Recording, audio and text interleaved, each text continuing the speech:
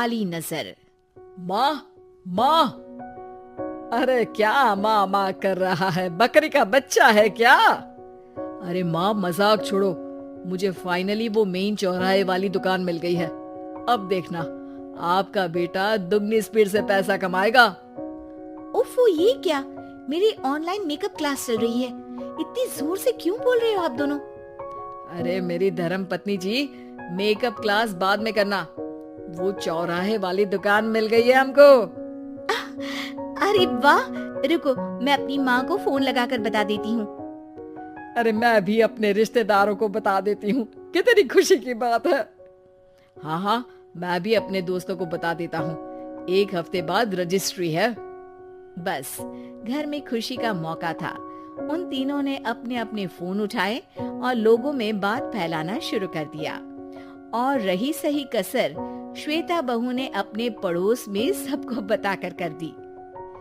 अरे वर्मा आंटी, अब हम भी जल्दी कार ले लेंगे। घर का रेनोवेशन होगा और ठाट से रहेंगे हम भी। अरे ऐसा क्या हुआ? लॉटरी बाटरी लग गई है क्या? अरे इस बार चौराहे वाली मॉल में हमको भी दुकान मिल गई है। दुकान नंबर 21, जो एकदम चौराहे पर है। अब ग्राहक बढ़ेंगे तो आमदनी भी बढ़ेगी ही ना। अरे वाह, कितनी खुशी की बात है। मैं बहुत खुश हूँ तुम्हें इतना खुश देख के। बाकी एक बात कहूँ, सबको मत बताते फिरना। किसी की नजर लग जाएगी तो खुशी की खबर वापस लौट जाएगी। हैं? ऐसे थोड़ी ना होता है। अब डरा रही हो। अरे सही कह रही हूँ। काली नजर कहते हैं इस चीज को, जब आप किसी को कुछ बताओ और वो काम बिगड़ जाए। अरे लेकिन मैं तो... तुमने सबको बता दिया ना? हाँ, फोन लगा लगा के। अब बच के रहना। काली नजर बड़ी खतरनाक होती है। श्वेता इतनी खुश रहती है कि वो वर्मा आंटी की बात पर ध्यान ही नहीं देती, जबकि पड़ोस में और भी लोगों से खुशी की खबर शेयर करती रहती है। अगले दिन राजेश बहुत दुखी होकर घर आता है। अरे बेटा, क्या हुआ? मुंह क्यों सूजा हुआ है? मधुमक्खी ने काट लिया क्या? माँ, वो दुकान किसी और के पास चली गई। किसी ने ज्यादा भाव लगा दिया। अरे पर बात तो आपसे हुई थी ना उस दुकान वाले की। हाँ, आज मैं टोकन अमाउंट देने गया था, तब मुझे पता चला। कोई आकर सुबह मुझसे पहले ही ज्यादा अमाउंट दे गया। काली नजर। क्या? क्या कहा? वर्मा आंटी ने समझाया था कि किसी को बताना मत, वरना काली नजर लग जाएगी। अच्छा, तुम्हें उनकी बात मान लेनी चाहिए थी। उनकी बात मान लेती, लेकिन उसके पहले ही सबको बता चुके थे ना हम तीनों। अरे अगली बार से ध्यान रखेंगे। कोई भी नई चीज होगी तो किसी को नहीं बताएंगे। तीनों कुछ दिन ऐसे ही रहते हैं, पर एक दिन श्वेता को एक मेल आता है। राजेश, मेरा ऑनलाइन मेकअप कोर्स कंप्लीट हो गया। अब मैं खुद का पार्लर खोल सकती हूँ। अरे वाह, अपने मोहल्ले में ही खोलते हैं।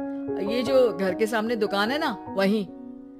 हाँ, यहाँ सस्ती भी मिल जाएगी। अगले दिन श्वेता वर्मा आंटी के पास जाती है मिठाई का डब्बा लेकर। अरे आओ आओ, कैसे आना हुआ? जोर से नहीं बोलूंगी। वो सामने वाली दुकान है ना, वहाँ मैं अपनी पार्लर की दुकान खोलने वाली हूँ, उसकी मिठाई है। अरे वाह, बहुत बधाई हो तुमको।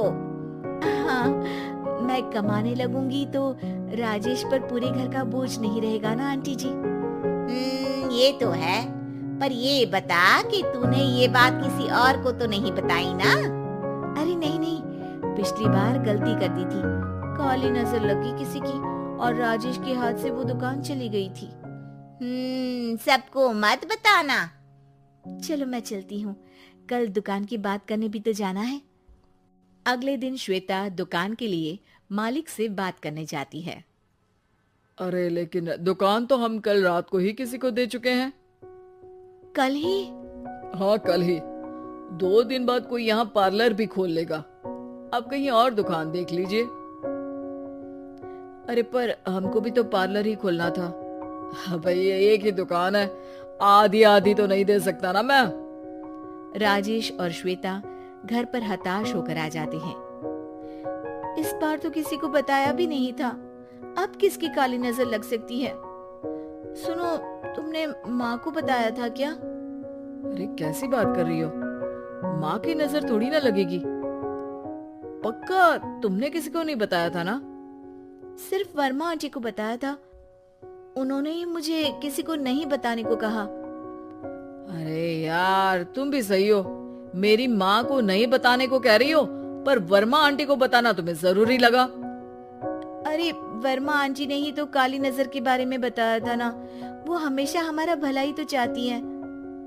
मेरी माँ भी हमारा भला ही चाहती है। अरे पर चिल्ला क्यों रहे हो, बात नहीं कर सकते क्या आराम से?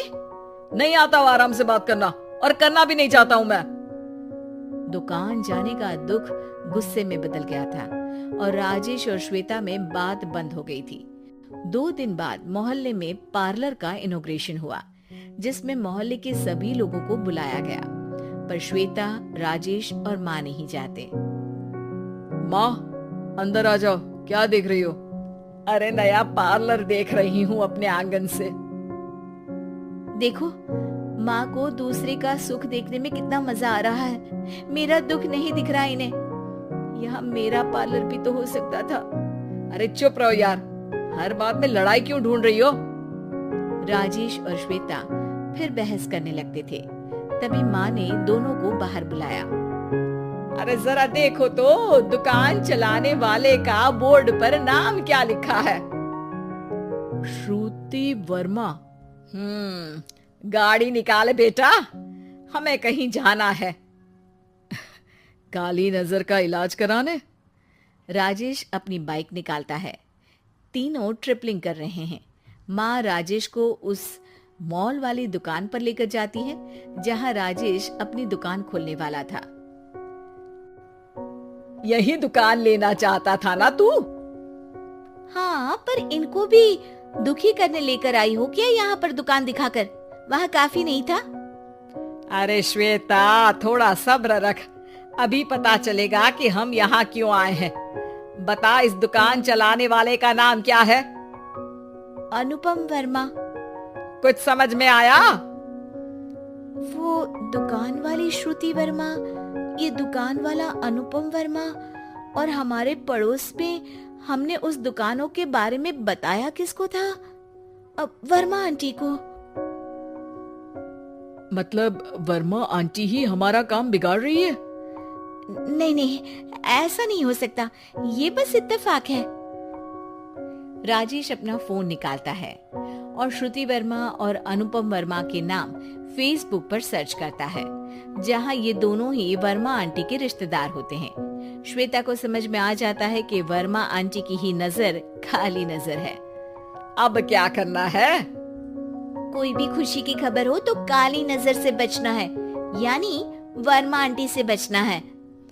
अरे पर मुझे ये समझ में नहीं आया कि वो हमारे साथ ऐसा क्यों करेंगी।